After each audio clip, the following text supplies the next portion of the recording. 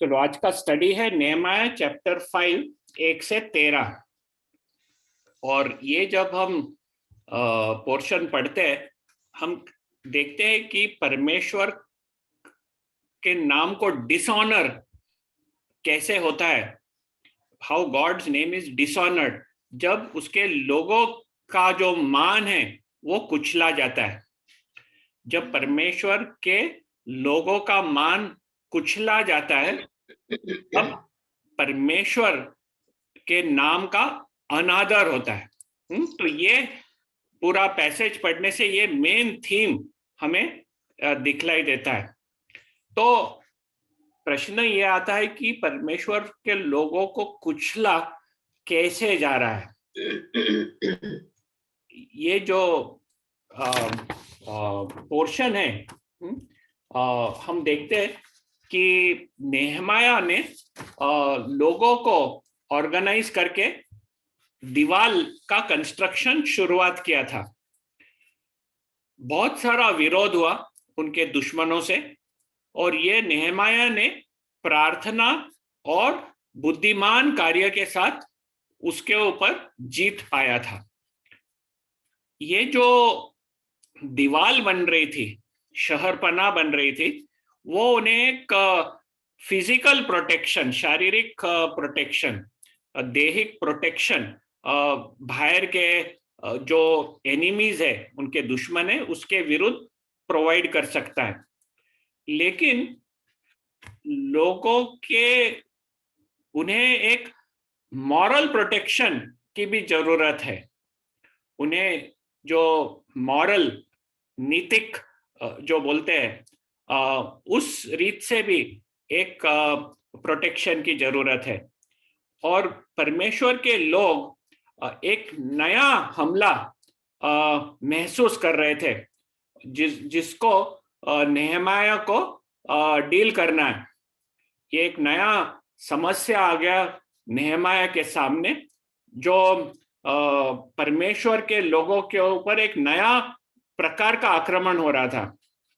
और ये आक्रमण परमेश्वर के नाम को अनादर पहुंचा रहा था। तो आज का स्टडी उसके बारे में है। तो जैसे कभी भी हम कुछ पढ़ते हैं तो हमें संदर्भ जानना महत्व का है कि ये सब क्यों हो रहा है, किस कॉन्टेक्स्ट में हो रहा है। तो एक तो हम देखते हैं there was a famine in the land. उस देश में एक दुष्काल, एक फैमिन जैसे सिचुएशन चला था जिधर खाने पीने के लिए अनाज कम था। पहला वचन जो हम देखते हैं, इस फैमिन के समय क्या परिस्थिति उधर उत्पन्न हुई। पहला वचन, सिर्फ पहले वचन के ऊपर फोकस करिए। हम क्या देखते हैं, क्या परिस्थिति पहले वचन में से हमें सीखने मिलता है।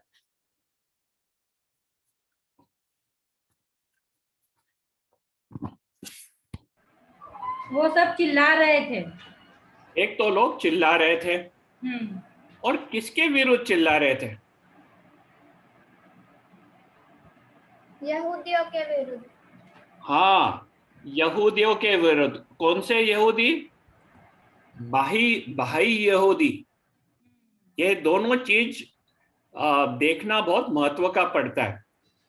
वो चिल्ला रहे थे। जब लोग चिल्लाते हैं तब नॉर्मली किसके विरुद्ध हमारा चिल्लाना होता है?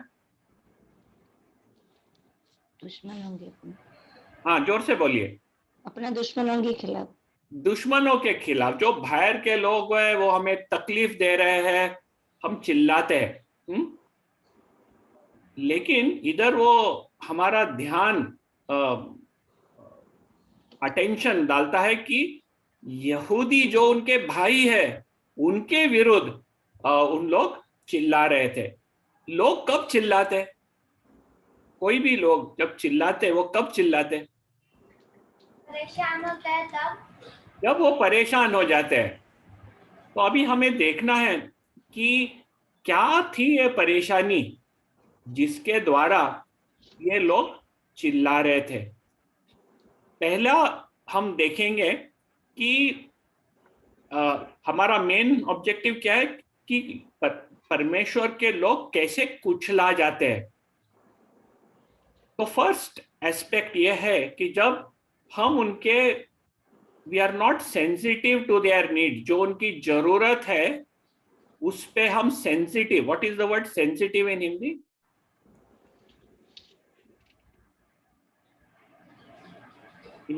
एनीवन नोज सेंसिटिव का हिंदी मतलब वर्ड? संदेश संवेदनाशील।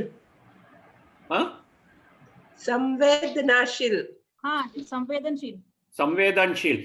जब हम लोगों के जरूरत के संवेदनशील नहीं होते हैं तब परमेश्वर के लोग कुचला जाते हैं। तो ये याद ध्यान में रखना। और हम जो पढ़ने वाले हैं वो इस कवर के अंडर है कि परमेश्वर के लोग कुचला जाते हैं जब हम संवेदनशील नहीं रहते। अभी ये लोग इस परिस्थिति में बहुत सारे चैलेंजेस फेस, चुनौती झेल रहे थे, जिसके द्वारा वो अभी चिल्लाने लगे। अभी वो थोड़े चुनौतियों के बारे में हम देखने वाले हैं, क्या चुनौती उन लोग झेल रहे थे। दूसरे वचन में से हम क्या सीख सकते हैं?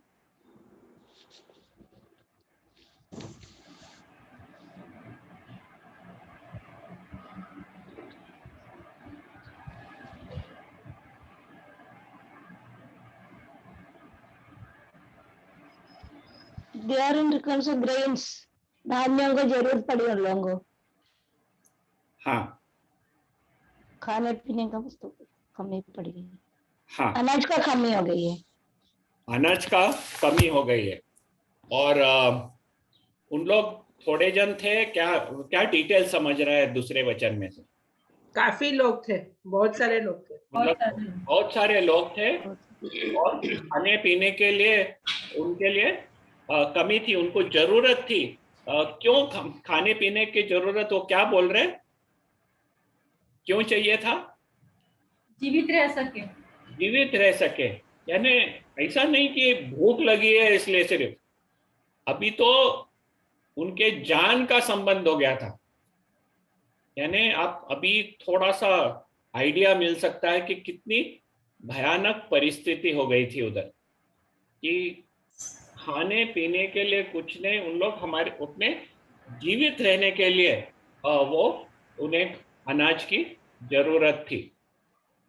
ठीक है, तीसरे वचन में से हम क्या पढ़ते हैं? क्या समस्या थी उनको?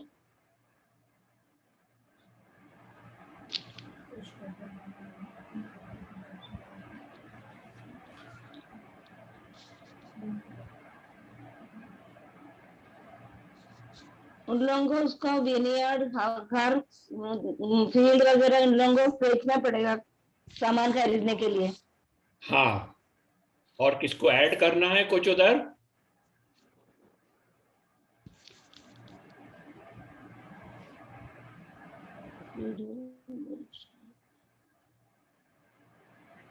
वो गिरवी रखने वाले थे ताकि उनको एक्सचेंज में ग्रेन्स मिल सके, अनाज मिल सके।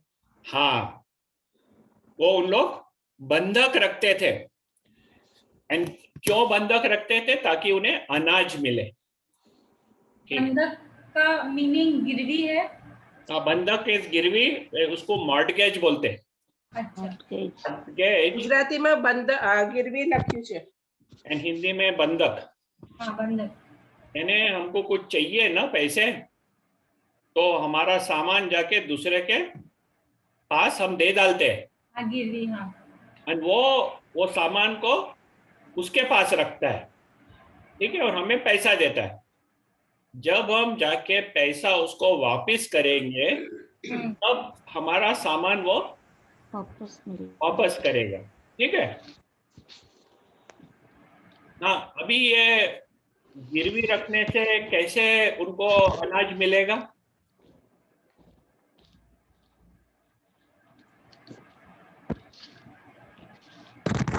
जमीन को गिरवी रखने से उनको अनाज कैसे मिलेगा? उन लोगों के पास पहले से जो स्टोर करके रखा होगा ना, they must be collected beforehand.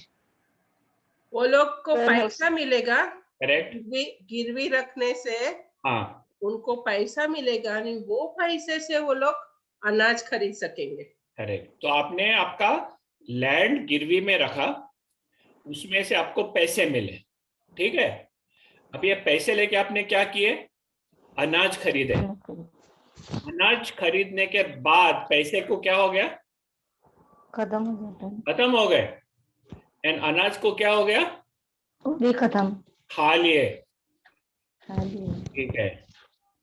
तो अभी पैसे किधर से आएंगे जाके वो अपना जमीन छुड़ाने के लिए?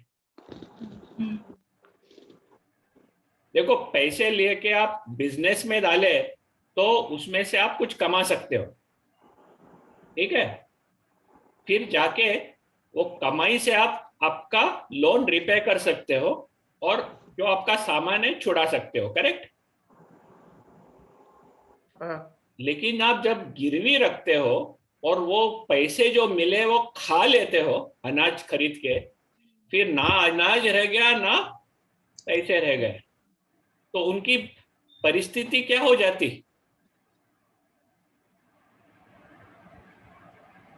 जैसी थी वैसे ही। जैसे कि वैसे और भी खराब करके। अभी अभी जमीन भी नहीं है गिरवी रखने के लिए। पहले थोड़ी अच्छी थी कि हमारे पास जमीन है, हम गिरवी रख सकते, खाना खा सकते। अभी तो जमीन भी नहीं है, घर भी नहीं है, ठीक है। दूसरा, पैसे वापस करना है तो उन्हें क्या करने की जरूरत है? जमीन को बेचना पड़ेगा। बेचने का सवाल नहीं, उन लोग तो गिरवी रख दिए, अभी बेचेंगे कैसे?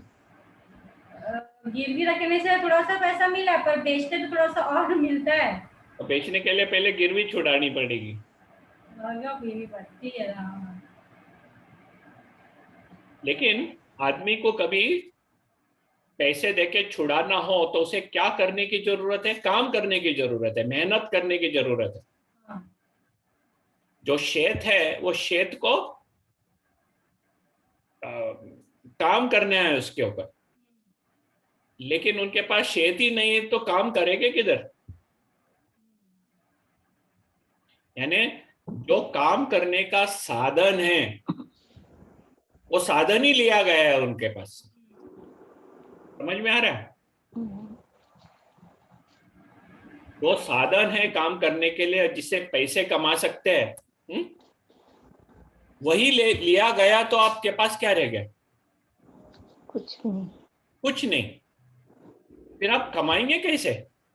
एंड कमाएंगे नहीं तो आप पैसे वापस कैसे करेंगे और गिरवी छुड़ाएंगे कैसे? तो आपकी सिचुएशन और खराब होती चलिए। समझा? कुछ क्वेश्चन तीसरे नंबर पॉइंट पे?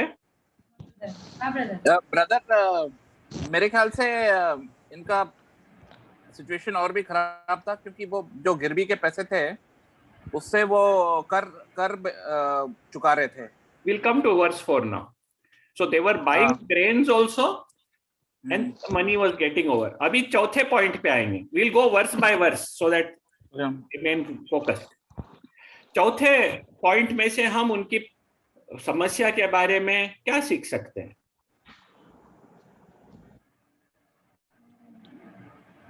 मुश्किल समय था।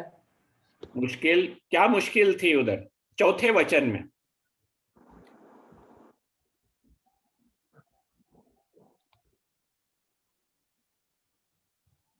रात की बारियों पर रुपया उधार लिया। इसलिए उधार लिया राजा के कर के लिए। इसके लिए? राजा के कर के लिए। हाँ, देखो जमीन आपकी है, जमीन के ऊपर आपको कर देना पड़ता है राजा को, करके राजा को पैसे उधर से ही मिलते हैं। राजा अपना शानदार जीवन बिताता है, लेकिन उसके आते पैसे किधर से? ये जो लोगों की जमीनें हैं उसके ऊपर वो टैक्स लेता है। आपको याद है एक एक पिक्चर निकला था इंडिया में क्रिकेट का, यही लैंड के टैक्स के ऊपर।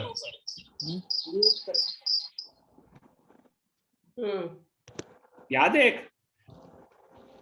कैसे लोग कर नहीं दे सकते थे ब्रिटिश राज को, फिर एक क्रिकेट मैच खेलते हैं।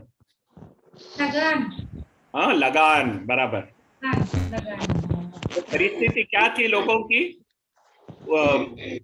उनका अनाज उगा नहीं था और लगान देने के लिए पैसा नहीं था। तब वो चुनौती लेते हैं कि हम क्रिकेट मैच खेलेंगे, और वो जो भी हुआ वो।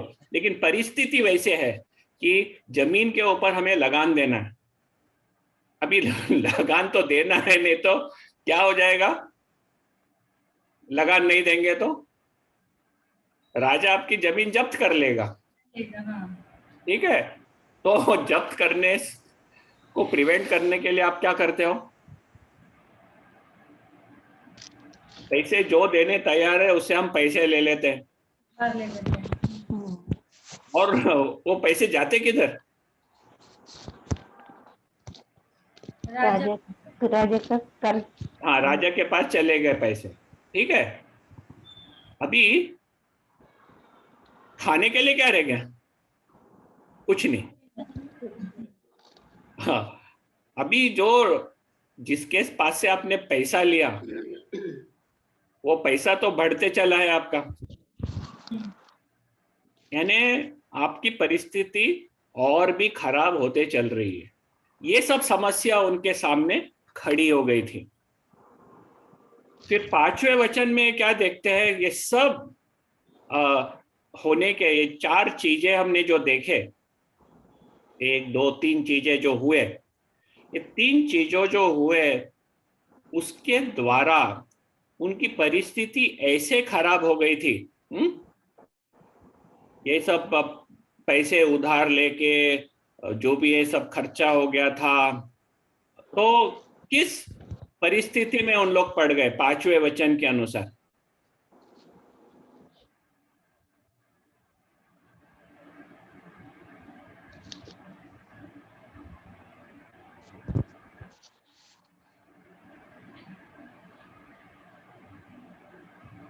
बेटे बेटियों को दास बनाते हैं और हमारी कई कई बेटियां दासी भी हो चुकी है। बराबर। वो एक चीज है कि भाई अभी जमीन तो चले गई, तो अभी बेचने क्या रह गया? हम लोग काफी निरुपाय, एकदम से क्या बोलते, बैंक बैलेंस जैसे एकदम खाली है वैसे हो गया है। खाली हो गए हैं। और दूसरा, उनका खेतर और जो द्राक्षेवाड़ी है उनका मालिक दूसरा कोई और हो गया है।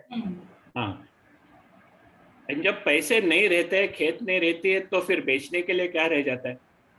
अपने जीवन, इंसान ही रह गया। अपना जीवन, अपने बच्चे लोग, बेटा बेटी। आज भी होता है ना हमारे देश में, आप लोन लो गांव में और नहीं आप रिपे कर सकते, तो आके क्या करता है वो मनी लेंडर? आपका जो है वो ले लेता। उसके बाद आपके पास नहीं रहा तो क्या आके करता? बच्चे को लेके चला जाते हैं अपने घर। हाँ, बच्चे को लेके चले जाता है, हम कुछ नहीं कर सकते। ऐसी परिस्थिति हो गई थी उनकी। ठीक है, कि अपने बेटे और बेटियां को भी उन लोग स्लेव्स के लिए बेच डालना पड़ा, और उनकी जमीन वगैरह क्या, वो हमने ऑलरेडी देखा है कि वो गिरवी पड़ी थी। तो खुद को छुड़ाने के लिए उनके पास कोई साधन ही नहीं थे कि काम करके कुछ कमाएं, और वो कमाई से वो अपने जो गिरवी है उसे छुड़ा सके। यानी क्या बोल सकते हैं, उनकी परिस्थिति कैसी थी?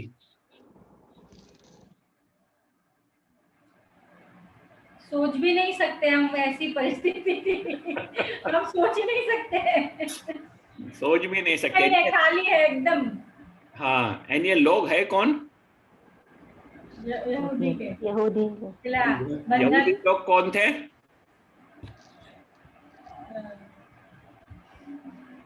यहूदी लोग कौन थे? परमेश्वर का लोग, परमेश्वर के चुने हुए लोग।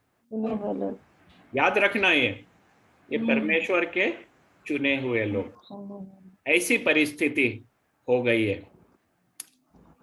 चलो एक्सोडस चैप्टर 15 खोलना। Exodus chapter 15।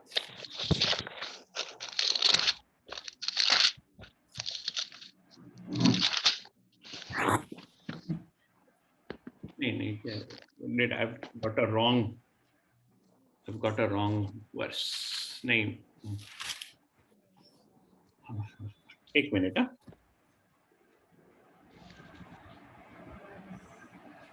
ड्यूट्रोनॉमी चैप्टर 15, सॉरी, व्यवस्था विवरण 15। व्यवस्था विवरण 15।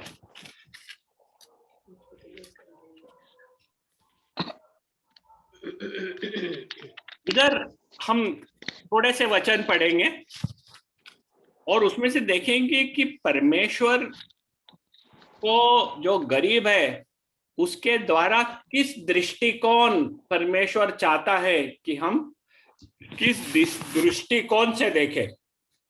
7 और 8 पढ़ना, 7वां और 8वां वचन। वो देश तेरा परमेश्वर यहोवा तुझे देता है, उसके किसी फाटक के भीतर यदि तेरे भाइयों में से कोई तेरे पास दरिद्र हो तो अपने उस दरिद्र भाई के लिए न तो अपना हृदय कठोर करना और न अपनी मुट्ठी बड़ी करना। जिस वस्तु की घटी उसको हो, उसकी जितनी आवश्यकता हो उतना अवश्य अपना हाथ ढीला करके उसको उधार देना। हाँ, एंड वर्स 11। तेरे देश में दरिद्र तो सदा पाए जाएंगे, इसलिए मैं तुझे यह आज्ञा देता हूँ कि तू अपने देश में अपने दिन दरिद्र भाइयों को अपना हाथ ढीला करके अवश्य दान देना। हाँ, और 4 वचन पढ़ना। तेरे बीच कोई दरिद्र न रहेगा, क्योंकि जिस देश को तेरा परमेश्वर यहोवा तेरा भाग करके तुझे देता है कि तू उसका अधिकारी हो, उसमें वह तुझे बहुत ही आशीष देगा। ठीक है, तो परमेश्वर ये सब पढ़ने से क्या देखते हैं? परमेश्वर किस दृष्टिकोण से गरीब और दरिद्र को देखता है और वो क्या चाहता है कि उसके लोग किस दृष्टिकोण से देखें।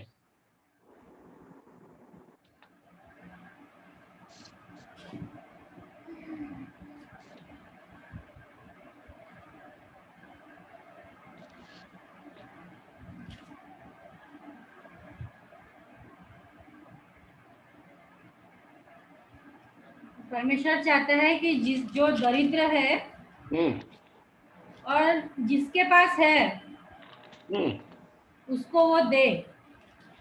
ठीक है, और अपना हाथ खुला करके दे। हाँ, ताकि क्या हो? ताकि तेरे बीच कोई दरिद्र न रहेगा। ताकि जो भी दरिद्र है उसकी जरूरत उधर के लोग, जो यहूदी लोग हैं, उन्हें वो पूरा कर सकेंगे। ठीक है, अभी उधर जाके देखना जो हम पढ़ रहे थे 1 से 5 सिर्फ, आगे मत भागना।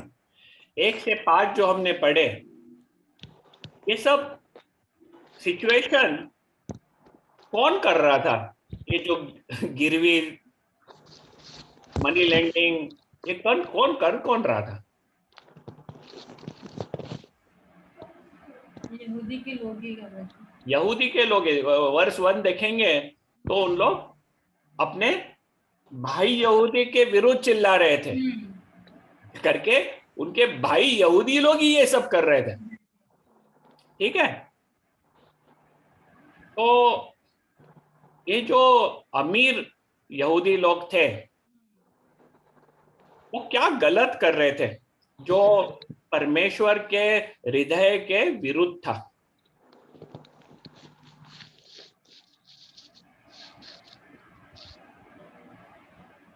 ये लोग दरिद्रों का जमीन सब हड़प लिया है, जमीन और घर सब ले लिया है इनके कर्ज की वजह से। ये अमीर यहूदी लोग क्या गलत कर रहे हैं जो परमेश्वर के हृदय के विरुद्ध है?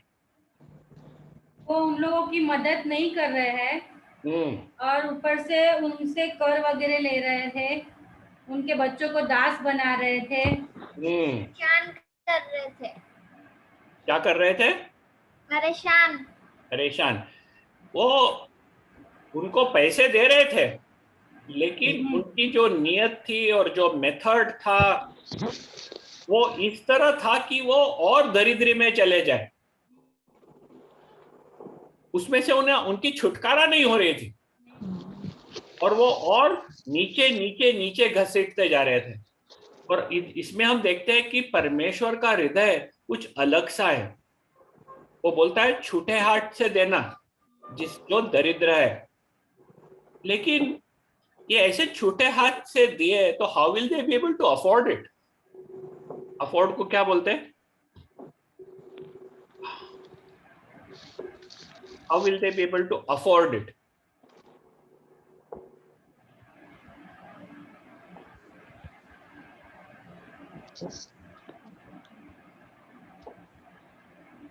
Can somebody help with the translation? How would they be able to afford it?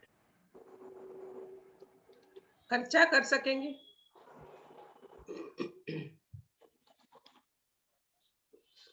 Adjust करेंगे, एडजस्ट कैसे?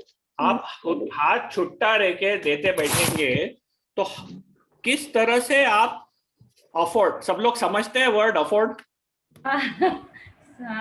कृति बेन समझ में आता है अफोर्ड? पर वो हिंदी में समझ में, बोलने में तकलीफ हो गई। हाँ, तो किस तरह से लोग अफोर्ड कर सकेंगे जो हमने ड्यूट्रोनॉमी 15:4 में से जो पढ़ा उसमें से क्या सीखने में आता है? तो उसको परमेश्वर देगा, परमेश्वर आशीषित करेगा। करके देने वाला कौन है? परमेश्वर है। वो आशीषित करेगा ताकि आप आपके हाथ छुट्टे रख के दे सकते हो। अभी ये हमने ऑब्जर्वेशन किया, इंटरप्रिटेशन भी किया, अभी थोड़ा एप्लीकेशन पे जाएंगे।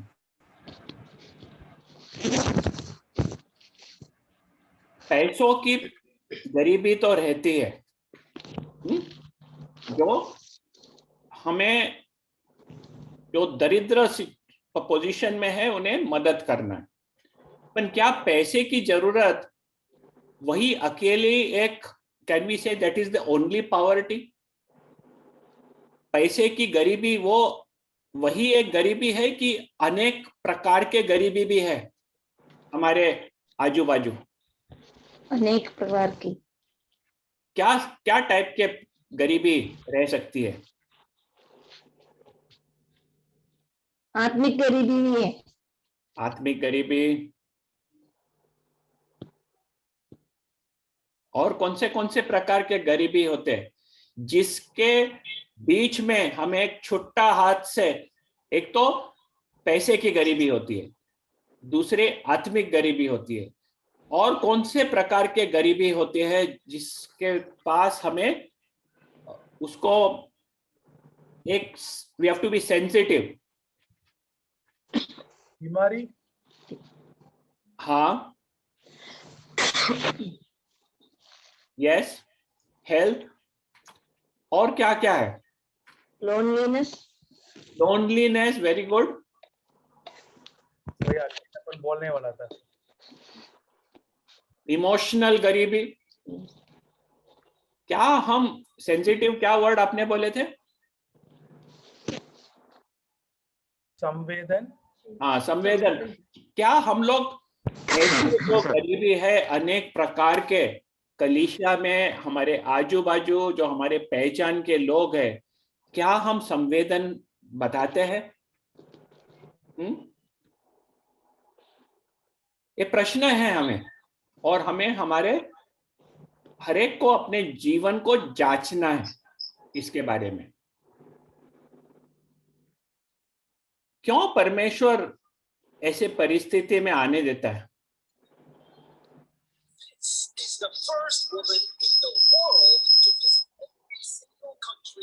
परमेश्वर ऐसे परिस्थिति में क्यों आने देता है?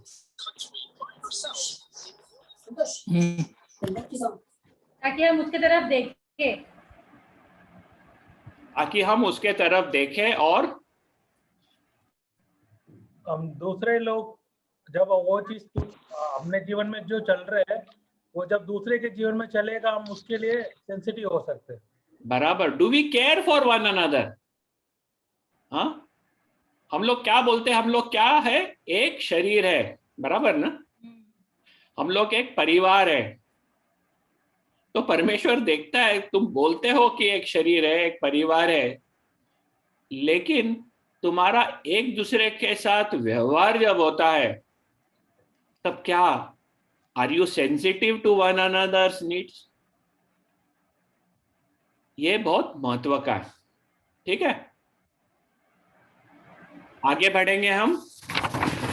एक तो हम देखें कि किस तरह not being sensitive to a person's needs हम कुचला देते हैं। परमेश्वर के लोगों को हम कैसे कुचलाते हैं? जब हम उनके जरूरत पे सेंसिटिव नहीं रहते।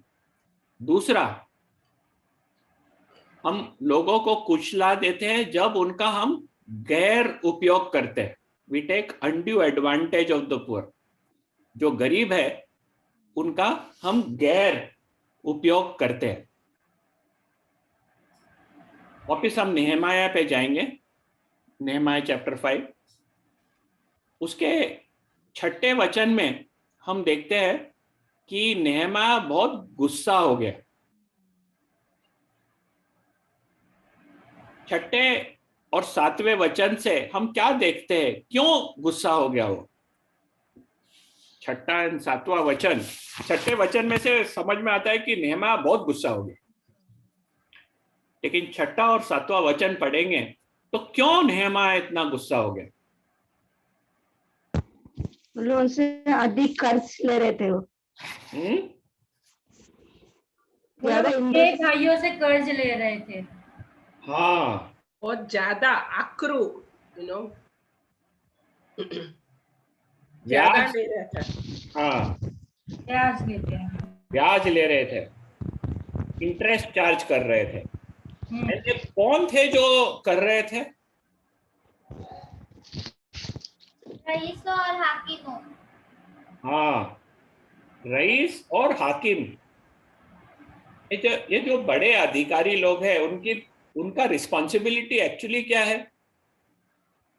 लोगों को संभाले, मदद करने की।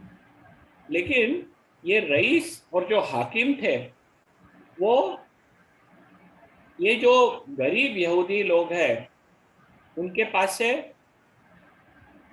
जो ब्याज है वो ब्याज लेने लगे। अभी ब्याज लेने में क्या गलत क्या है?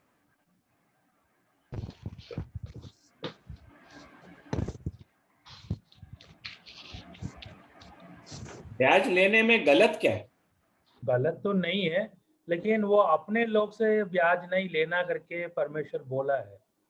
यस, एक्सोडस चैप्टर 22 वर्स 25 पढ़ना।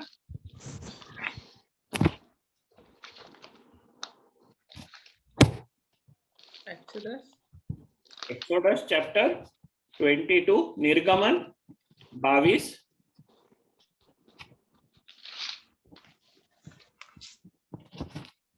और 25वां वचन। यदि तू मेरी प्रजा में से किसी दीन को जो तेरे पास रहता हो रुपये का ऋण दे, तो उससे महाजन की नाई ब्याज न लेना। हाँ, अभी इसमें से क्या सीख सकते हैं? 25वें वचन में से हम क्या सीख सकते हैं? परमेश्वर की आज्ञा थी कि ब्याज नहीं लेना है। किसके पास से नहीं लेना है? अपने लोगों से। One of my people. हाँ, माई पीपल, और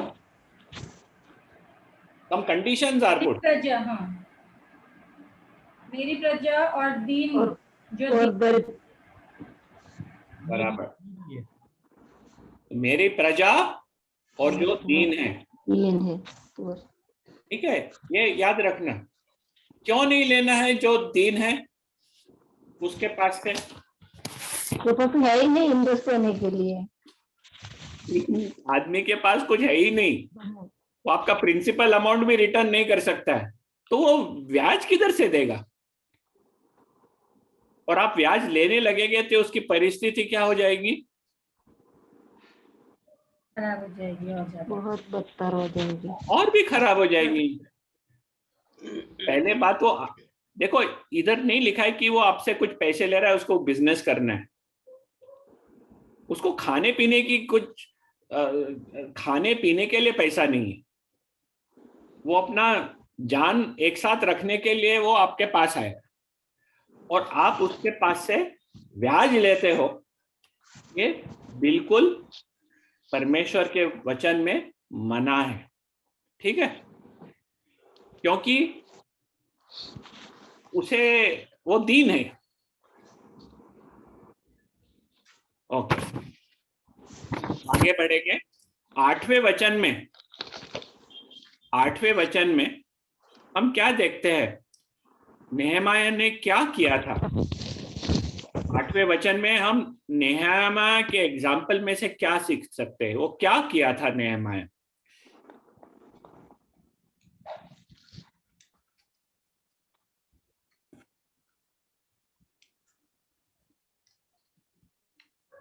क्या अच्छा चीज नेहमाया कर रहा था?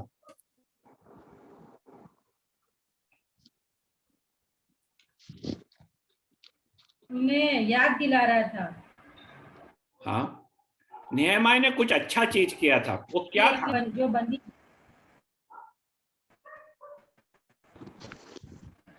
पहले बेचने वालों को उसने रेडी लिया हुआ था, दासी बने उनको नेहमाया ने छुड़ा लिया था पहले से। नहीं, फॉलो नहीं हो रहा है। तंगम सिस्टर थोड़ा स्लो एंड लाउडली बोलेंगे तो सुनने समझे। सॉरी। हाँ, तो क्या किया था नेहमाया ने? Nehemiah already ready in the Jews प्रदेश। हाँ, नेहमाया ने लोगों को छुटकारा, अभी किधर से छुटकारा किया था? लोग थे किधर पहले?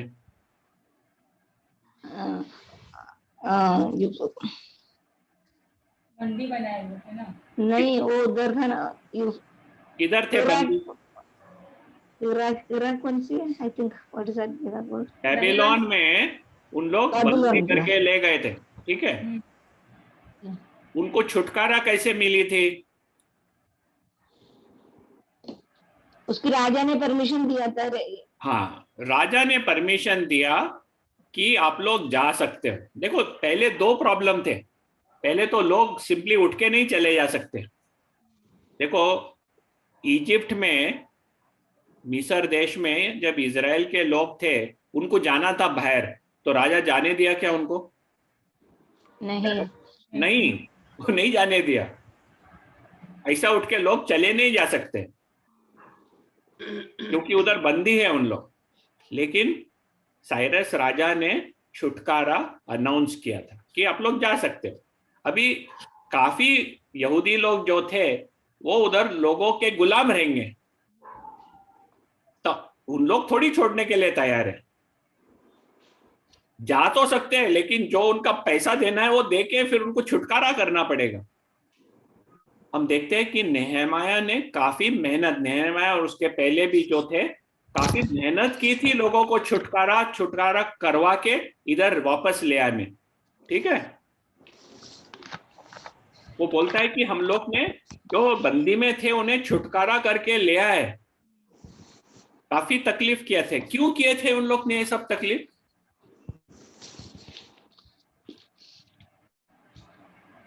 शर्पना बनाने के लिए उन्हें बुलाया था ना। हाँ, लेकिन क्यों किए थे ये सब? किसकी महिमा देख रहे थे उन लोग? परमेश्वर की महिमा। ध्यान करो, उन लोग परमेश्वर की महिमा सबसे महत्व का था उनके सामने। और परमेश्वर की महिमा के लिए परमेश्वर के लोगों को छुटकारा करके वापस ले आने के लिए उन लोग ने जो करना है सब कुछ किया। तो ये वो उन्हें याद दिलाता है। अभी नेहमाया ने जो सही किया वो एग्जाम्पल फॉलो करने के बदली जो अमीर लोग थे उन लोग क्या कर रहे थे? 8वां वचन,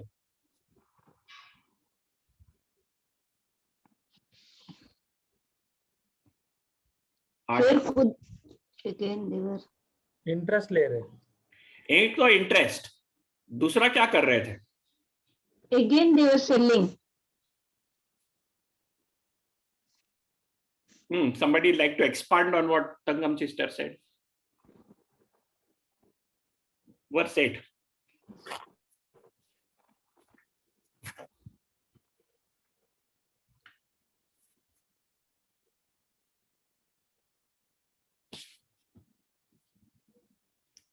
फिर क्या वापस जेंटाइल के पास बेचने के लिए? हाँ, कोई पढ़ेगा second half of verse 8? Now you are selling your own people only for them to be sold back to us. हाँ, ये जो कर रहे थे उसके द्वारा क्या हो जा रहा था? उन लोग खुद को स्लेवरी में बेच रहे थे, करेक्ट? अभी उनको छुटकारा कौन करेगा? कोई नहीं कर सकते। फिर क्या तुम अपने भाइयों को बेचेंगे? क्या वे हमारे हाथ बिकेंगे? तो ही इज सेइंग कि but you even sell your brothers that they may be sold to us. देखो, हमने मेहनत किया है कि जो बंदी में थे उनको छुटकारा करके ले आए साथ में। अभी यरूशलेम जो परमेश्वर का शहर है उसी में आप लोगों को बंदी बनवा रहे हैं। You can see the contrast. जब हम परमेश्वर को हमारे सामने रखते हैं तो हमारे कार्य एक तरह के रहते हैं। जब हम हमारा फायदा आगे रखते हैं तब हमारे कार्य थोड़े से अलग हो जा सकते हैं। दिखता है? जब हमारा देह परमेश्वर की गौरव है तब हमारा एक्शंस नेहमाया जैसा होता है। मेरे पास कुछ है, मैं खर्चा करके बंदी को छुड़ाऊंगा। जब मैं खुद का इंटरेस्ट देखता हूं तब मेरे कार्य थोड़े अलग हो जाते हैं। ये कार्य के द्वारा मैं लोगों को बंदी में फोर्स कर रहा हूं। ठीक है? 9वें वचन में हम देखते हैं कि उनके जो कार्य है वो अच्छे नहीं हैं। जो उनके कार्य है वो अच्छे नहीं है। क्या नेगेटिव इम्पैक्ट उनके कार्य के द्वारा हुआ? वो कहता है फिर मैं ये तुम जो काम तुम करते हैं वो अच्छा नहीं है। तो ये बुरे काम के द्वारा क्या असर पड़ रहा था? वर्स 9 देखो, क्या लिखा है? हमारे शत्रु जो अन्य जाति है वो हमारी नामधराई ना करे। तो क्या हो रहा था? परमेश्वर के लोगों की नामधराई, परमेश्वर के लोगों के नामधराई हो रही थी। एंड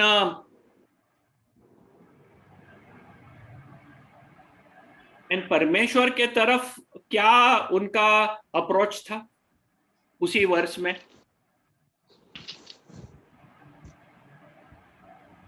हमें परमेश्वर का भय मानकर हाँ, बोलो।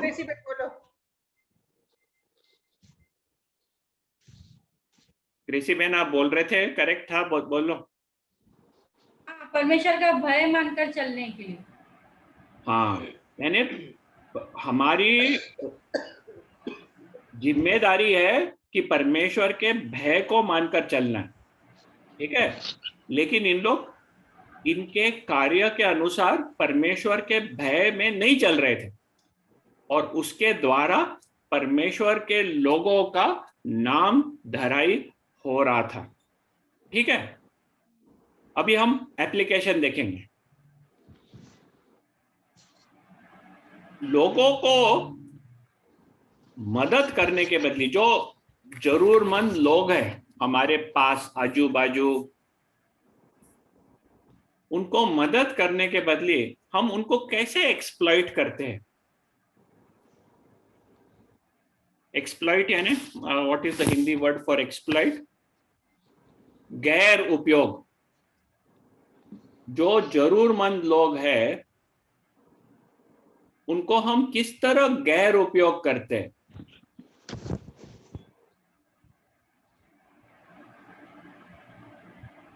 ये रईसों ने ऐसे ही किया ना, जो जरूरतमंद थे उनका अनड्यू एडवांटेज लिया, गैर उपयोग किया। आज हमारे कॉन्टेक्स्ट में जो जरूरतमंद, हमने देखे जरूरतमंद अनेक प्रकार के हो सकते हैं।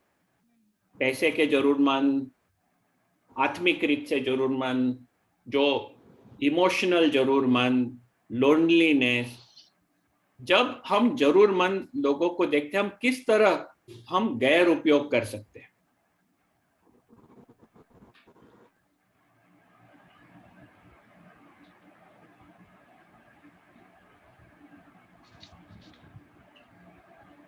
हम उनको मदद नहीं करते हैं। हम मदद नहीं, हाँ बोल थोड़ा जोर से। अनदेखा करते हैं, मदद नहीं करते हैं। हाँ, एक तो हम अनदेखा करते हैं, मदद नहीं करते, because we are not sensitive. लेकिन हम गैर उपयोग कैसे कर सकते हैं? उसका पर्टिकुलर पॉइंट्स का जरूरत में उसके झूठा दिलासा देकर कर सकता है। जो पर्टिकुलर सपोज उसका मनी का जरूरत है, हाँ, तो बोलेगा मैं उधर से उधर खर्चा दिलवा दूंगी करके, उससे ज्यादा इंटरेस्ट लेकर ले सकता है। लेकिन इन बिटवीन उससे ज्यादा बोलेगा उसको, ही टेक सपोज 10% बोलेगा तो उससे 5 लेकर दिस भी इन बिटवीन वाला पेशेंट 10-5 ले सकता है, मिडिल पेशेंट बनकर। तो हम किस तरह गैर उपयोग कर सकते हैं? विश्वासी लोग किस तरह गैर उपयोग कर सकते हैं?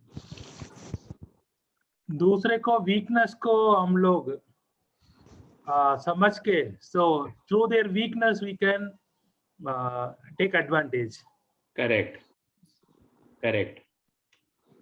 देखो, हम मदद कर सकते हैं, लेकिन we may expect them to be obliged to us. Can someone translate that?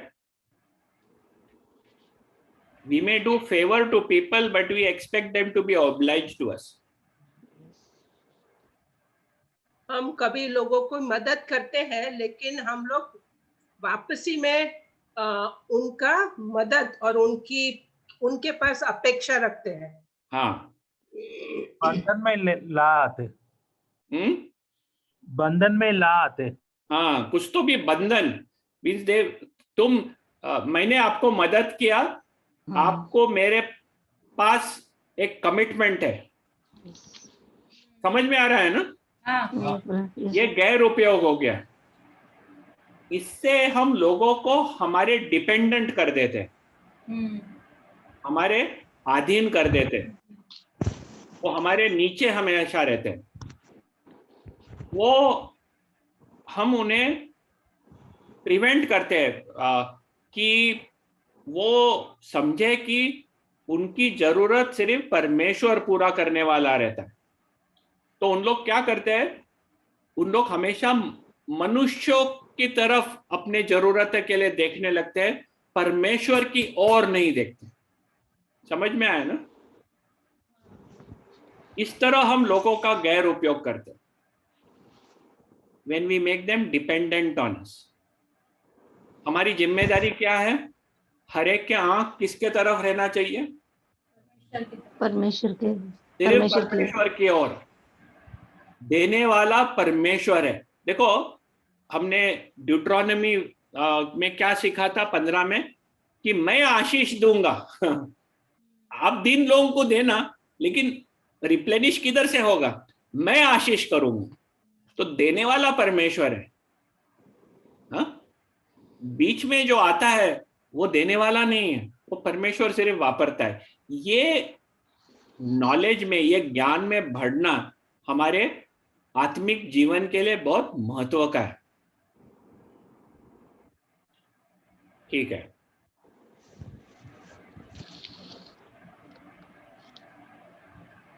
किस तरह परमेश्वर का नाम डिसऑनर होता है हमारे कार्य से? जो अन्य जाति के लोग हैं, जो अन्य जाति के लोग हैं हमारे आजू बाजू, उनके बीच में परमेश्वर का नाम किस तरह डिसऑनर होता है हमारे कार्य से?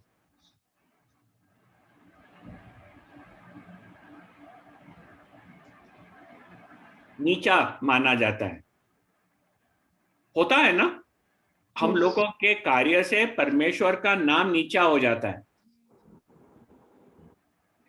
क्या, किस तरह से ये होता है?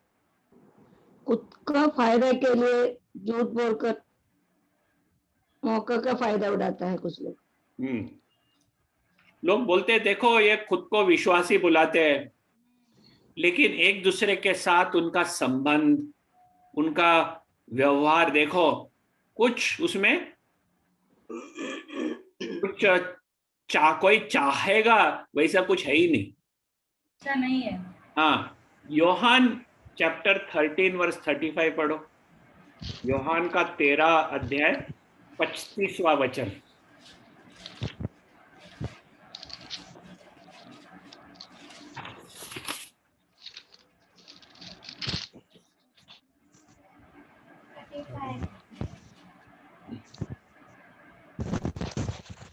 यदि आपस में प्रेम रखोगे तो इसी से सब जानोगे कि तुम मेरे चेले हो। हाँ, हम लोग बोलते हैं बहुत कि हम लोग प्रभु यीशु क्रिस्त के चेले हो, लेकिन जग को जानना है कि हम उसके चेले हो तो हमें क्या करना है? आपस में प्यार करना चाहिए, आपस में प्रेम रखना। प्यार रखना। हाँ, आपस में प्रेम रखना है। और ये याद रखना कि जरूरत अनेक प्रकार के रहते हैं, और कौन किसकी जरूरत पूरा कर सकता है हमें नहीं जान सकते, करके हर एक की जरूरत अलग रहती, और हर एक के पास कुछ ना कुछ है शरीर में। परमेश्वर ने दान दिया है हमें, हम सबको, और हम हर एक के पास कुछ ना कुछ है दूसरे को देने के लिए, हर एक के पास। ये याद रखना। और जब हम एक दूसरे के साथ प्यार करते हैं तब लोग जानेंगे कि ये मेरे चेले हैं। आखिरी में हम देखेंगे कि किस तरह ये समस्या का रेमेडी हुआ, ये समस्या का एक सुलझाव हुआ। 11वें वचन में क्या हम देखते हैं? नेहमाया ने क्या आदेश दिया लोगों को?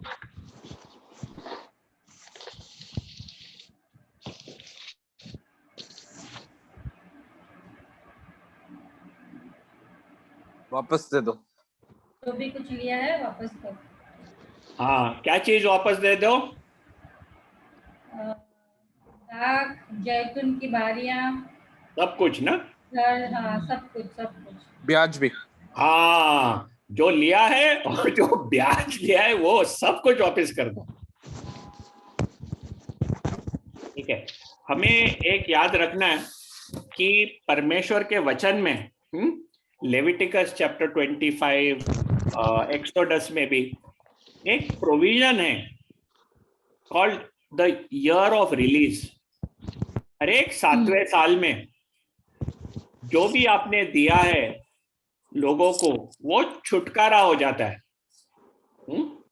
जो भी आपने दिया है उसका छुटकारा होता है, और कभी आपने किसको आपका बंदी बना दिया है उसका भी छुटकारा हो जाता है ईयर ऑफ रिलीज में। और द ईयर ऑफ जुबिली में जो जमीन वगैरह है सबका छुटकारा हो जाता है। ठीक है, तो ये क्यों है? ताकि सब लोग जाने जमीन परमेश्वर की है, हमारी नहीं है। हम परमेश्वर ने हमें दिया है, जमीन परमेश्वर की है, ताकि लोग ये जाने और परमेश्वर के भय में चले। ये एवरी 50वें ईयर में एक ईयर ऑफ जुबिली हो जाता था, और हर एक 7वें साल में जो आपने लोगों को लेंड किया है उसका भी छुटकारा हो जाता था, और आपने किसको स्लेव लिया है, बंदी लिया है, वो भी छुटकारा हो जाता। तो ये जो गंभीर परिस्थिति हो गई, तो नेहमाया बोला कि अब के अब, आज के आज ये छुटकारा हो जाना चाहिए।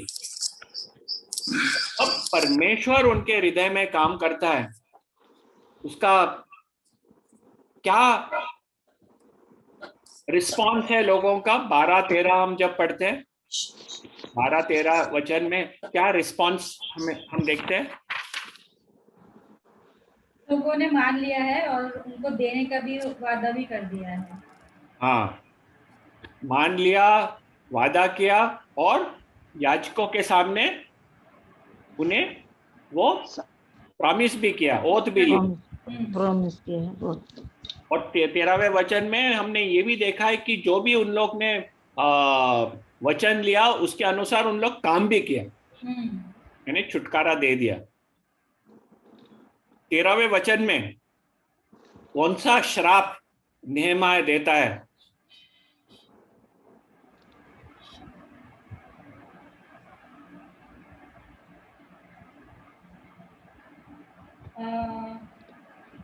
परमेश्वर झाड़कर उनका घर और कमाई उससे छुड़ाए, और इसी रीति से वे वह झाड़ जाए और झाड़ा जाए और छूछे हो जाए।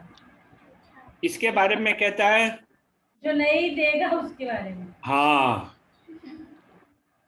तो ये हम देखते हैं कि परमेश्वर के भय में नेहमाया एक सुलझाव लाता है उधर। ये अंदर के जो दुश्मन है, जो बाहर के दुश्मन, उनके साथ वो एक तरह से व्यवहार करता है। जो अंदर का चैलेंज है उसके साथ भी नेहमाया एक उसको जो प्रश्न है उसको सामना करके एक सुलझाव लाता है। हमें ये पूछना है, क्या हम एक दूसरे की जिम्मेदारी सीरियसली लेते हैं? ये प्रश्न हर एक को अपने अपने हृदय में पूछना है। परमेश्वर ने हर एक को दान दिया है, परमेश्वर ने हर एक को दान दिया है। क्या हम ये दान वापरते हैं? क्या एक दूसरे की जरूरत हम पूरा करते हैं? क्या हम एक दूसरे के साथ कृपालु रीत से देखकर व्यवहार करते हैं? नेहमाया ने जिस तरह लिखा है कि जो मनुष्य नहीं करता, क्या परमेश्वर उसे करे? जो भी हमारे पास आशीष है, हमें याद रखना है कि वो परमेश्वर की तरफ से मिलता है। और कभी कभी हमारे बीच में परमेश्वर ऐसे परिस्थिति तैयार करता है जिधर लोग जरूरतमंद रहते हैं। सिर्फ पैसे की जरूरतमंद नहीं, अनेक अनेक प्रकार के जरूरतमंद। और वो देखता है क्या हमारा हृदय कोमल है, क्या हम लोगों के जरूरत को पूरा करने के लिए आगे बढ़ेंगे। तो ये है आज का study. Any other comments, observations?